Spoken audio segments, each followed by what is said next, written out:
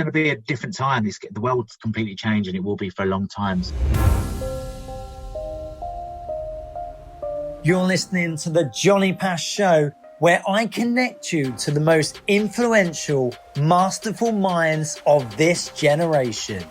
We're gaining insight into their lives, their achievements, and the stories along the way. Stick around if you too are determined to succeed. Okay, guys, check out my new guest. He is the CEO of Posh Cockney and the presenter of his own podcast, the Posh Cockney Podcast. Now, after an incredible decade as the director of Café de Paris in London, I miss that place. This person has started up Posh Cockney after a brief spell as the director of Proud Group. Posh Cockney is just over a year old and has already made a huge impact in the hospitality industry. Posh Cockney are now one of the hospitality agencies of the UK based in Covent Garden. Please give it up for my guest and friend, Liam Norval. Woo! How are you doing, buddy? I'm great, mate. How are you, John? Liam Norval. Is it Liam Norval? Liam Norval. Liam Norval. I did think that, actually. Norval, it's just not the same spin. Norval is just very, very classy, and it's got a celebrity spill to it. Where's Norval from? Is it French? It's actually French, yeah. I'm not really sure how far back it goes, but Norval is definitely the pronunciation, and many people get it wrong, especially in spelling for sure. Yeah, no, I like it. How's business been, buddy? So, obviously isolation, you're over there with the family and everything. You've been trekking into London in the office. What's it like in Covent Garden right now? Well, first of all, business has been great, actually. Posh Cockney has made some great strides during lockdown. As you mentioned earlier, the podcast has been phenomenal.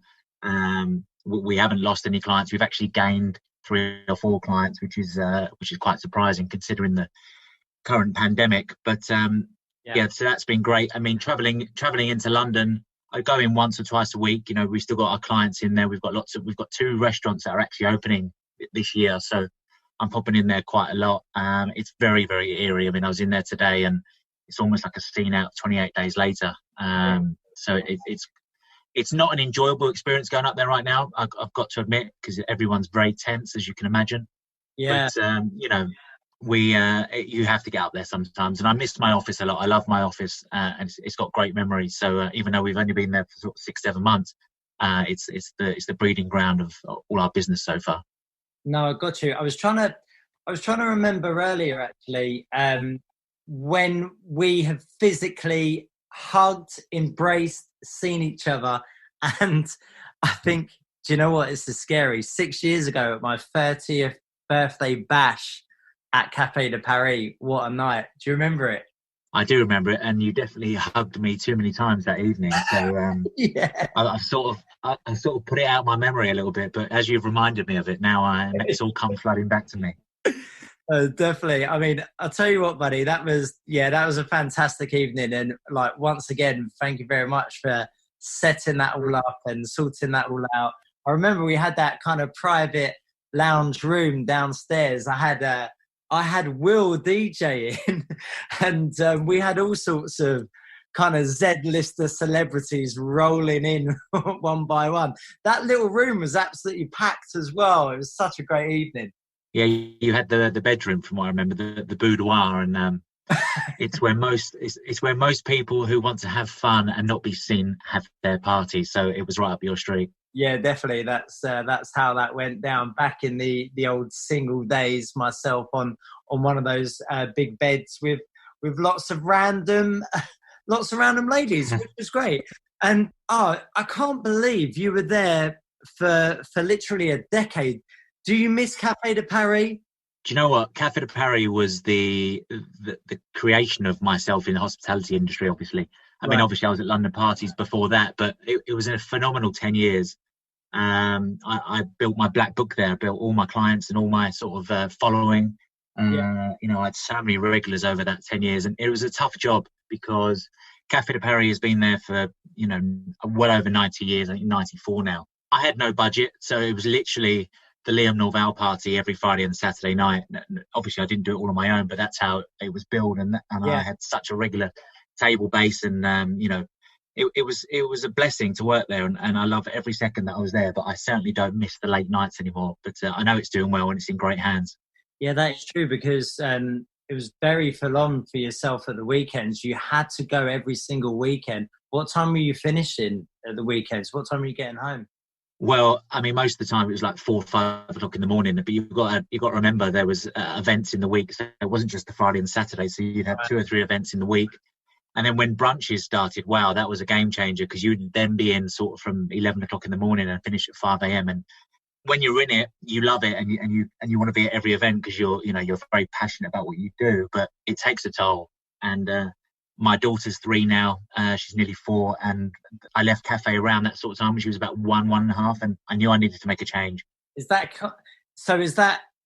give you the push basically to make the change? You're very settled now. You're newly married. You're having kids. Was that kind of the slap in the face that I've got to cut this out now? I think when you run a nightclub, it's a certain way of life, and I think you have to be quite selfish. And you're right. I mean, I'll be married 5 years this August. But when you have a child, it changes things a lot, because you have to be active. When your little one's jumping on you at sort of 9 o'clock in the morning, and you've only had 3 hours sleep, you've got to look in the mirror and go, I would rather spend time with her than sort of be chatting to people at a bar at 4 o'clock in the morning, or throwing drunk people out at sort of 2 o'clock in the morning. So family time and being with my wife and daughter was definitely the big game changer for me.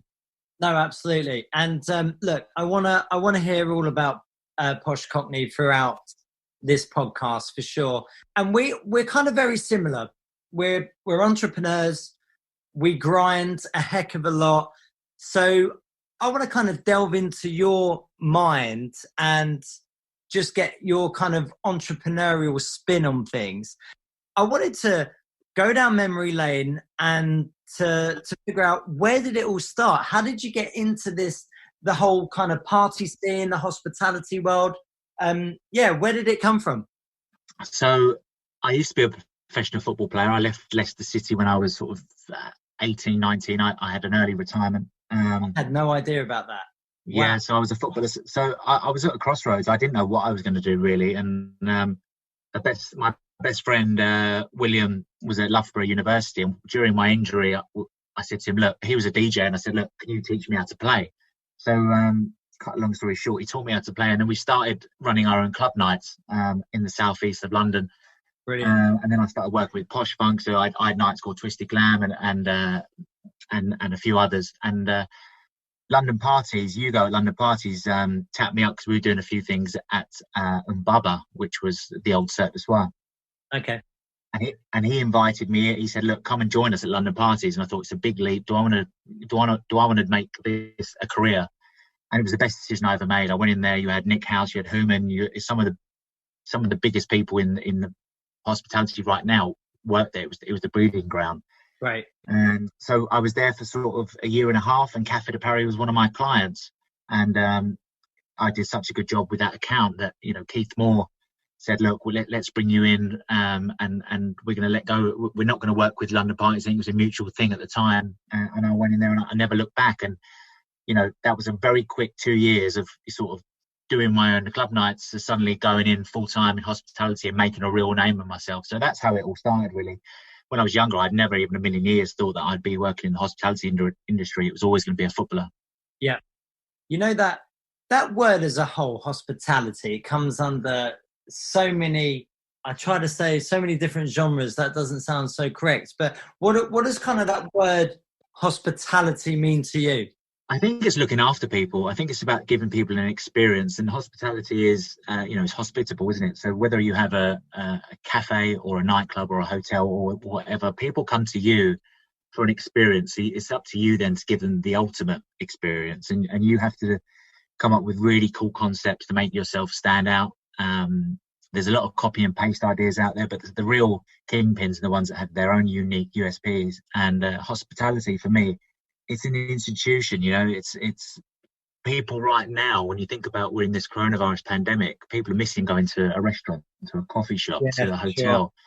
And it's crazy how much you don't really realize it at the time, but hospitality lives with all of us because everyone's got a favorite restaurant, everyone's got a favorite hotel, everyone's got a favorite nightclub. There's nostalgia everywhere, and it's one of the most beautiful things to be a part of. Actually, you meet so many incredible people. Not only people you work with, but people that come through the doors as well. And I just love creating things. I love working with inspirational people. I love growing both personally and my business at the same time.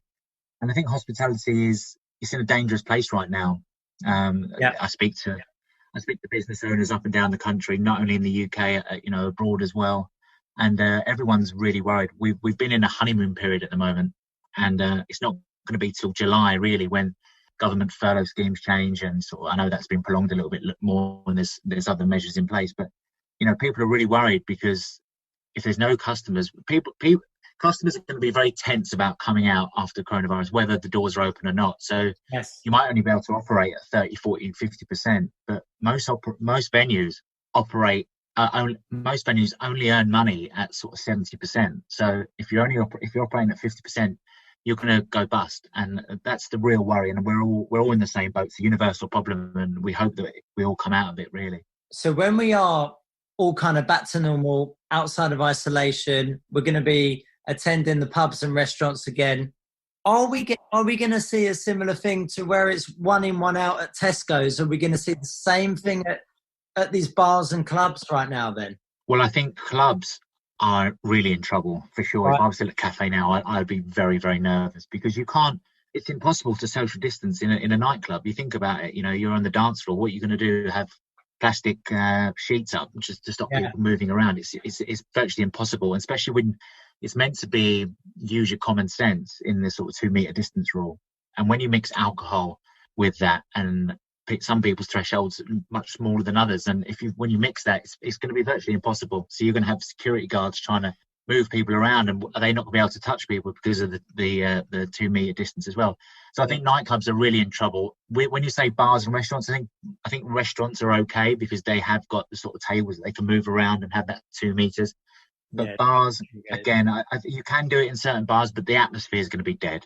People are going to be walking around in masks. I mean, people are dying for a glass of wine and a beer right now. But some places I don't think will even open because they won't even.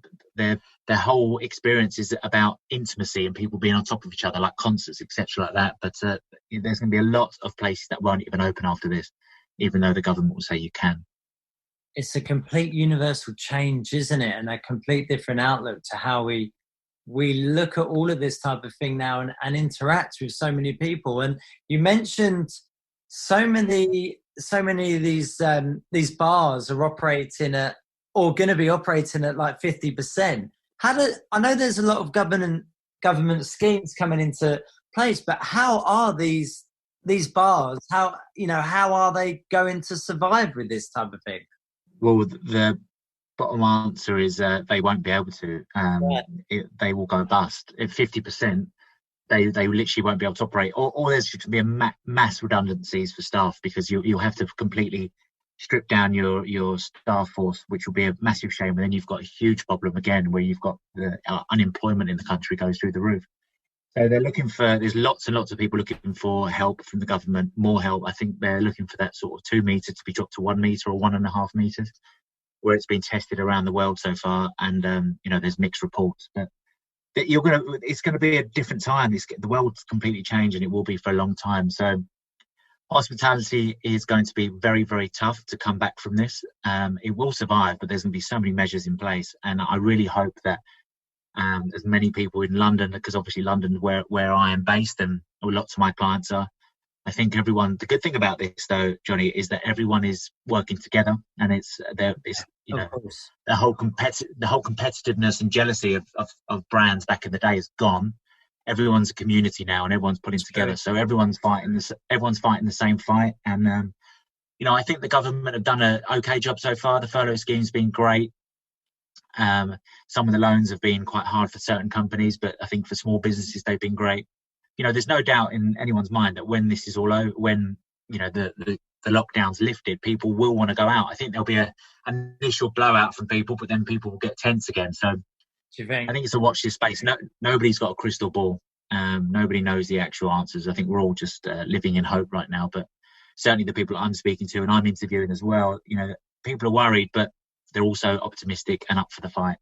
So we are going to be entering a massive hospitality change universally. So what do you see the positives coming out of all of this? If there is such positives in the hospitality world, but where do you see it from your end? What was the positives of all of this? I think that some of the main positives really is the way that people have obviously seen how they can run their businesses. Okay. They might not need these huge offices now in London or whatever city they're in, that they can be a little bit leaner on those sort of costs. But everything's got a knock-on effect. If you start not having offices in London, which is where most people work, then the hospitality trade in London goes down because there's no staff going out for their lunches, going out for their breakfast, going out for their dinners. So people's eyes have been opened about a different way of working, and so some people can work very well from home. Positive wise, I think the fact that I just touched on, I think everyone being a community and everyone actually going, you know what, we're stronger in numbers than just being on our own. So I think it's been a breath of fresh air. It's been a breath of fresh air to see people who haven't got on in the past actually now working as a team and trying to pull us all out of this together. I'll tell you what, Liam, fair play to you with the launch of Posh Cockney in this crazy difficult time. How are you finding it? How is your mental state right now? Well, do you know what? Posh Cockney is, like I said, just over a year old. We launched in March last year, and we came straight out the blocks. We signed Wahlburgers within 2 weeks. That was phenomenal. Working with Mark Wahlberg, that was a great contract to have. And we were picking up a client every 2 or 3 weeks, and it was, I expanded the business from working at the home office to suddenly taking an incredible office in Covent Garden, and I had 8 members of staff, and that's, to think of a business in their first year to do that. Some people would say it's suicide, but it was needed because we were growing so fast. So it was a real shame when this happened because, one of our best clients actually was Happy, the Bulgarian chain. And we were having like 2,000 customers a day come through there. And that was one of the best openings I've been involved in. There's 3 or 4 other venues that are opening this year, and they're still very confident they're going to open. My mental state has been, I'm going to be honest, sometimes up and down. It's quite hard to motivate yourself at certain times, but the podcast has been phenomenal for me. I mean, I made sure that I upped the podcast show from once a week to two a week, because it kept me on it, kept me disciplined. And also, on a personal note, I haven't had an alcoholic drink in 100 days since the whole lockdown started. So I'm probably in the best. Fantastic. Yeah, I'm probably in physically the best. I'm physically the best state I've been in since I was a footballer. Really, I'm trying. Right. I run 5 to 10 miles a day. I'm feeling good. I'm feeling clean-minded. I'm feeling fresh, and I'm really excited because at the end of the day, in some ways, if you think about it, Johnny, Posh Cockney is a new company, but pre-COVID-19, there was lots of other companies that have been going for 15, 20, 30 years. Yeah. Now it's almost like we're all starting again, and I'm very confident that Posh Cockney will be one of the ones at the front of the race.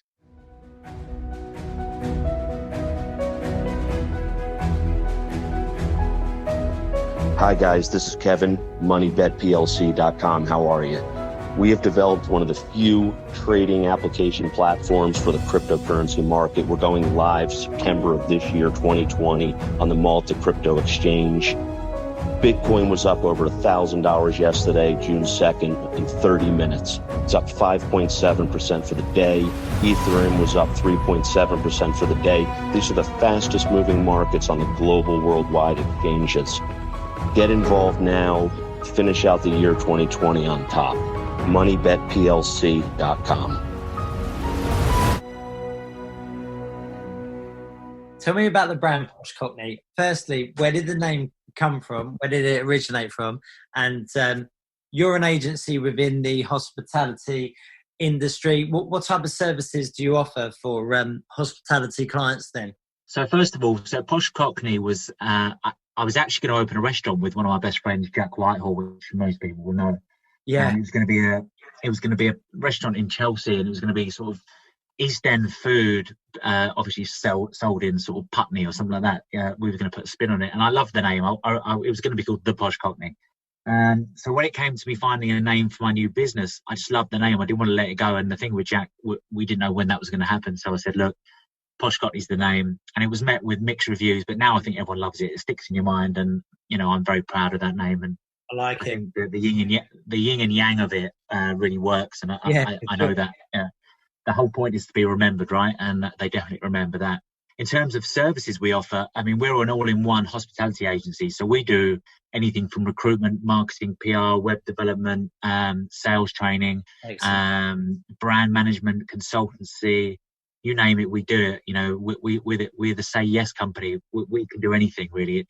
With my experience and the team I've built in the year, don't forget I've been in this game 15 years now. So, the wealth of knowledge I have means that I can dip into any part of the industry. We obviously have a huge event side as well, which is obviously, it was going to be called Posh Cockney Events, but because of, the skills I have, I thought, no, look, let's go all in one. And, it's been met phenomenally, and we've got some incredible clients.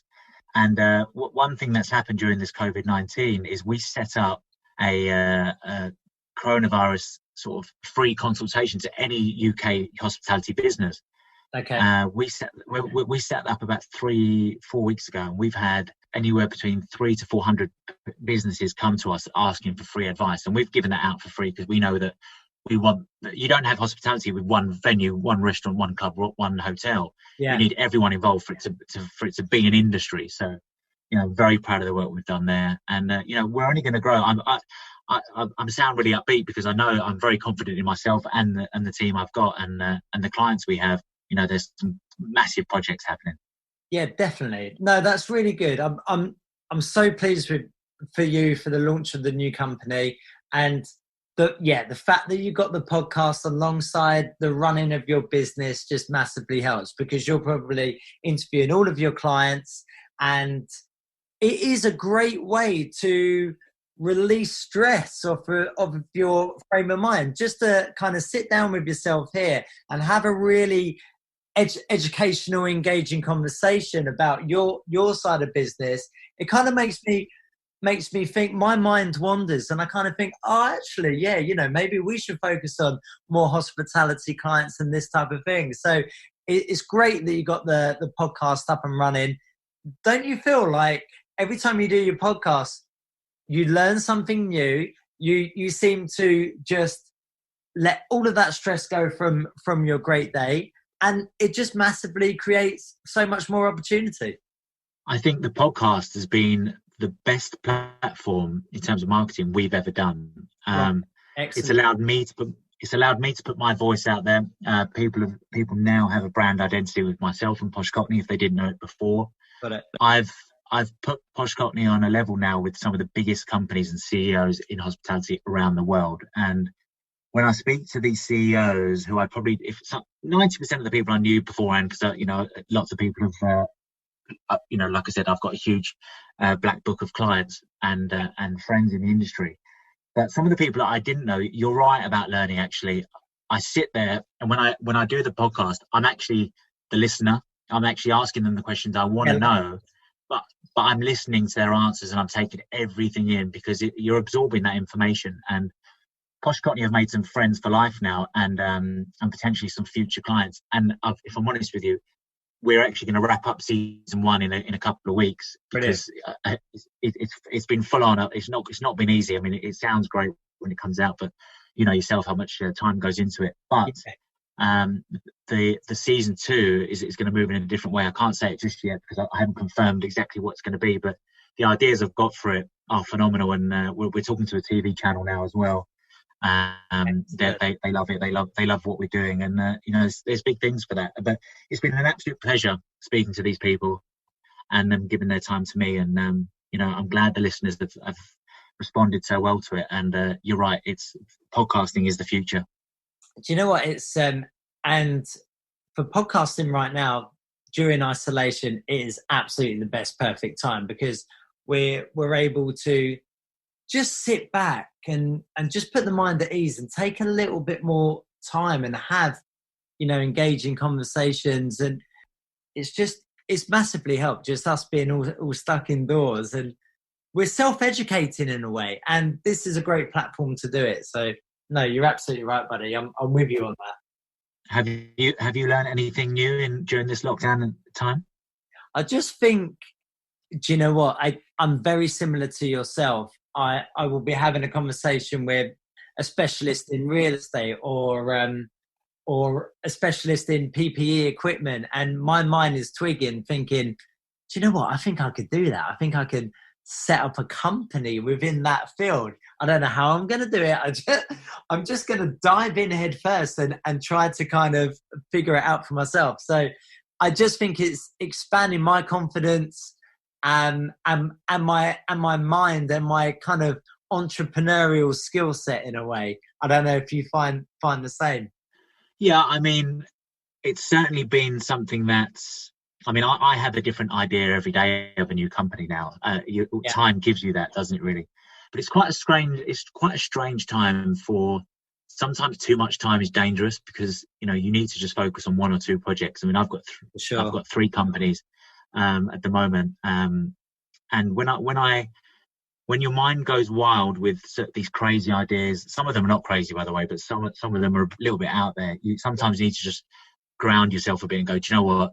Let's get these ones off the ground first, or let's make sure this one's stable before you go off and do something else. But I love it. I love being in. I love innovation, and I love creating a new concept, and I love building a new company, because it's fun. It's that buzz of clients winning a contract, making a deal. It excites me a lot. So it's almost like I'm sitting here with some cunning plans of my next of my next battle, and it's exciting times. I really think it's exciting. Some people have found it really tough. I know that mental health has been really affected by lots of people.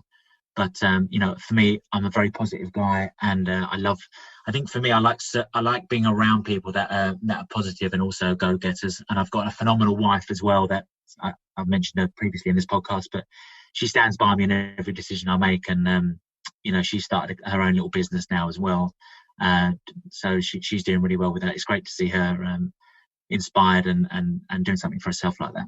We've got very much a lot of similarities. My fiance, absolutely. She's running my business at the moment, as well as being a full-time job as a financial advisor for St. James's Place.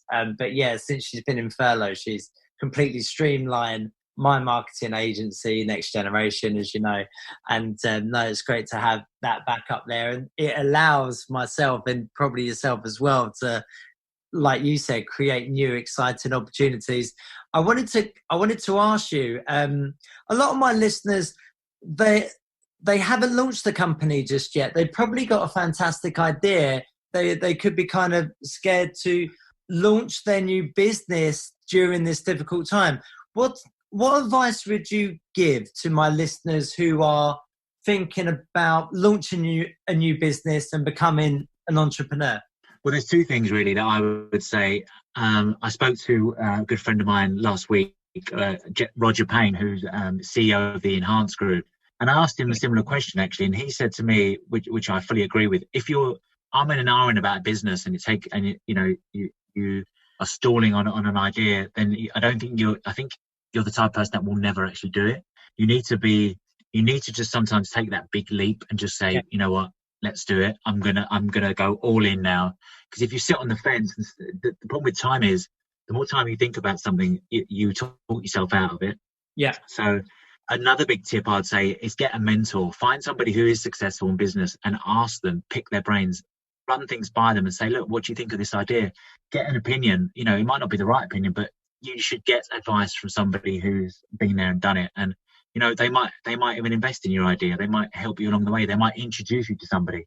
It is tough starting a business right now, especially right now. I mean, it's very difficult. But talk, communication, speak to people, get advice. If you try and do it on your own, then some people have, and they've been very successful. But right now, there's so many good business people out there, and you can connect with them on anything: LinkedIn, Instagram, Facebook, Twitter. You can call them up. You've got their email address. people are willing to help people. I like seeing people succeed. I like helping people succeed. So, I run a mentorship program as well. So if any of your listeners do want to speak to someone like myself, then I'll be happy to talk to them. Absolutely. No, that's great to know. I didn't even know that. So you can happily plug that at the end of the podcast, not a problem at all. And look, I mean, your company is very based around marketing within the hospitality world, driving customers, most importantly. What would you say, what does it take to be successful within the hospitality industry? Where you asked good question, but where you asked the question earlier about what is hospitality, it's experiences and people. And I think it's the exact same thing for that question, because you have to be somebody that's, I think, respect with, for me, when I go to a client, I earn that respect straight away, but that sometimes can come with my sort of experience. Yeah. But I'm a straight shooter, and I tell them exactly what I'm going to do for them. I'm going to go to war for their company to make sure that they're the best in London within 12 months. I think to be good in this industry right now, you have to be a winner. And it goes back to my football days where, I was captain of every team. I've been a natural born winner, obviously, since I was young. And I just love winning. I love being around people, and clients that I have can see that with me. And the people that are in my team, everyone that I hire, they have to have that same philosophy, win at all costs, dominate. I love to dominate an industry and make sure that we're everywhere, omnipresent. I want my company and my name to be everywhere, whether it's a podcast, whether it's an ebook, whether it's on social media, whether people are talking about me in the street, good or bad, because, you're not always going to please everyone, but as long as you're true to yourself, honest, integrity is obviously key. People will respect you and want to work with you. You want people to be wanting to work with you, whether you're, the more airtime you get, I think it is, you can't beat that. So, self PR and is key. But, hospitality world these days, it's a dog eat dog environment, and there's lots of good companies out there, but I think the best is always floats to the top. Do you know what, Liam? I'm sitting here. I'm just getting this as you're talking. I'm getting this rush of energy coming through. I love winner comments. That's what it's all about. That mentality. That's just fantastic. And I'm very hopeful my listeners will hear that and think, right, I do need to get off my butt. I do need to set up this company and get something going. And no, I just love it. I love the drive. I was going to ask you. So my brother is a top chef. He works for Compass. Well, a sideline company from Compass. He's at the Credit Suisse building in Canary Wharf. He does all the fine dining for the company and all of their clientele.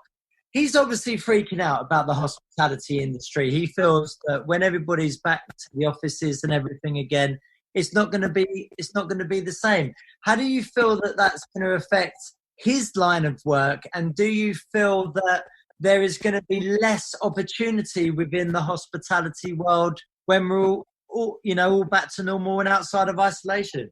To start with your question, I think if I was to advise your family member, everyone I'm speaking to right now is going to be pushing forward cross training. So I would suggest that your chef friend learns how to speak to their employer and say, look, I understand that what's going to happen. I'm willing to train in different areas, because a guy called Benjamin Caher, who owns Live It Design, all of his businesses, all of the staff can do 4 or 5 jobs in their restaurants. So they're all cross-trained to the max. So it just means that you can have a leaner team on the day. So yeah, it's going to be difficult, but you should be learning new things now anyway. Training, webinars, there's so much you can learn. There's so much reading you can do. Yeah. Pick up a new skill. If you are a chef, learn to get behind the bar, learn to make cocktails, learn to be a DJ, make yourself indispensable so that your job is secure. In terms of, is there going to be a lack of opportunity? I mean, yes, there will be a lack of opportunity, purely on the basis of that people will be making cuts, and that's the bottom line. People are going to be making cuts for unfortunately for at least sort of 6 months after July. Really, I think there will be quite a lot of redundancies, but the furlough scheme will go on for a bit longer, so it will give people time to train. Speak to your employer, get ask them to be transparent and say, look, what's the next step? Am I a part of your plans? If they're not, then it's a good time to start learning something new, because, you know, you can always fall back on hospitality when it comes back into play, but, you know, you can't, like you just said then about your listeners just sitting on their backside. They need to really be using this opportunity for self-development. You have to learn something new, get your mind ticking, get, you know, like you just said, energy, positive energy. Start learning something that you can add to your CV. And when you go to an interview, they'll look at you and go, this guy is someone for me, or this lady is someone for me. And, you know, you'll find that your confidence is grown because you've learned something new, and you learn, you know, there's no lack of opportunity if you go and find the opportunity. Good stuff, Liam. Thanks so much for that feedback. And no, I'm sure a lot of the listeners are really resonate to that. Tell us, you are a very positive individual yourself. Who is the Liam Norval at home? I mean, are you reading books? Are you meditating? Tell us about your home life. So yeah, I mean, when I left nightclubs, I changed sort of my whole daily routine. You know, it's going to sound really cliche, but yes, I am one of the 5 a.m. club. I'm up early, but that's really because my daughter's up at 5 o'clock and I get up with her. We have breakfast together. You know, I train every morning. I pray. You know, my faith's quite close to me, and it's important. Meditation, yes, of course, but I use other things for meditation. Like running for me is my own meditation time. Okay. You know, it's where I can have my thoughts. At home, I cook. I love sitting on the sofa with my wife and having some alone time. I'm going to be putting my daughter to bed tonight. We have a schedule where we do it one every other night together. Nice. I love my family. I love being around my family and friends. It's been, you know, it's hard not to see my external family or close friends. I know the rules have been slightly relaxed, but you know, home life for me. I'm quite lucky that my office that I built when I moved into my new house was sort of right at the end of the garden. It's quite a long garden, so I have that disconnection. I pop up and have a nice cup of tea with the wife every sort of couple of hours. But I think if you've got I know everyone is not as fortunate as me to have a stable home life, but it's really helped with my mental state and being able to accomplish what I have so far. But you know, it's home life has been great, and and a couple of my friends are good chefs and cooks. So I've stolen a couple of recipes from them, and I've been cooking up a few good dinners for the wife. So I've got some brownie points. Nice. You're absolutely right in what you mentioned there in regards to structure and stability and routine. They are all the recipe for complete success as an entrepreneur, would you say? Yes and no. I mean, some people don't, you know, they don't like to fall in the rules. They like to be a bit they like to deconstruct certain systems and be a bit rule breaking. For me, I like to lead with a flexibility. I like my staff to have, you know, autonomy when they're in the workplace. You know, they each department in my company, they all almost run their own little mini businesses. You know, gotcha. So, you know, as long as results are there and performance is on point, I'm happy for you to work in an environment that you see is best for your performance. Structure is obviously great. Having an office and everything is great, but you know, as we've learned now during COVID-19, it's not the only thing that keeps a workplace going and a workforce going. Many sectors have done well during this period. So, you know, structure is good and routine's good, but you know, my wife actually hates routine. So the reason why I stuttered on that first answer was because I thought of her and I thought she hates routine. But yeah, I think it's important for some people, but I think I think when you're creative, I think routine is not really in your psyche, because, you know, creation is all about, you know, being spontaneous. Yes. So that's why for me, I like to be free. I like to be 100 mile an hour and all in, but sometimes, you know, it is nice to have a structure, but it's not the only thing, I think, for success. You're absolutely right. Well, flexibility absolutely is what drives us and keeps us on our toes and keeps us creative. What's the could you tell the listeners, because I want them to subscribe, download, tune in to your podcast, where can they find it? Yeah, so the Posh Cockney podcast, I think we're on episode 20 now, so 2022. yeah, like I said, it's been phenomenal. So yeah, it's on Anchor FM. I'll share the link with you later, but you can also get it on Spotify, Breaker, Apple, iTunes, as well as I think anywhere where you can get your podcast. We're on now. I think it's on 8 or 9 different platforms. But yeah, I'm sure you'll share the link on this after. But Sure. yeah, if you just search the Posh Cockney podcast presented by Liam Norval, and you'll find it for sure. And where can our hospitality clients find your company? So you can go to www.poshcockney.co.uk, or you can drop myself an email, liam.norval@poshcockney.co.uk, and obviously on social media at Liam Norval across all platforms. Good stuff, Liam. What have you got outside our isolation? Well, it's hard to say, but have you got any holidays booked? So I was meant to be in Ibiza right now, so I was going to be there for 2 weeks. Last May, I was going to be in Ibiza for 2 weeks. I think we're going to go to, nobody knows really what the government are talking about, this quarantine for 14 days.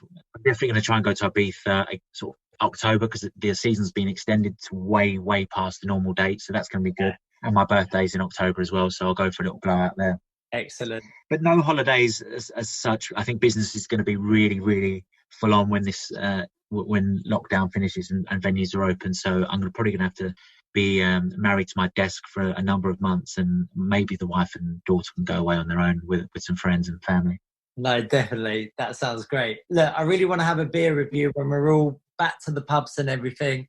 We're sit 2 meter distance. We do the little elbow shake thing, but no, it'd be good to physically see you in the flesh, and we could just talk business and do our great things.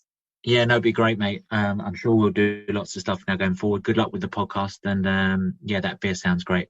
But thanks for having me on, mate. Yeah, no worries at all. Give my love to the family, and I will speak to you very soon, buddy. Thanks a lot. Thank you very much. Bye-bye, mate. Bye. Catch you later. Bye. Hey guys, what about that for a motivational entrepreneurial style show? My really good friend Liam Norval, the founder and CEO of Posh Cockney. Check out the website. These guys are doing some incredible things during the difficult hospitality period that we are all in. And obviously the ex-director of marketing for Café de Paris in London. What a venue. I've been there many nights. I've had so many incredible experiences there. I always used to give Liam a little cuddle and a little wink and a smile as I went down those stairs, because I was obviously going to get up to some mischief in that place. So it's great to catch up with him and reminisce about the old times as well. And obviously I had my 30th birthday bash there. It was great to look back on all of that. Do you know what, guys? I had no idea he was a professional footballer for Leicester City. That's amazing. He does look pretty fit, to be fair, I've got to say. He really gives his thoughts on the sector once the country begins to open up again, and which won't be very long now. It was great to catch up about the Posh Cockney brand, the wonders of podcasting. It was great to get his relationship with that and how to succeed in that hospitality sector. Liam is by far a very well-known name within the hospitality industry. So if you are looking to create a business within that sector, feel free to give him a little nudge. He'll surely help you out. He's a top guy. So guys, I hope you really loved that. Once again, download, share, like it, pass it on to your friends, your family, send us a review, and I will see you on the next show.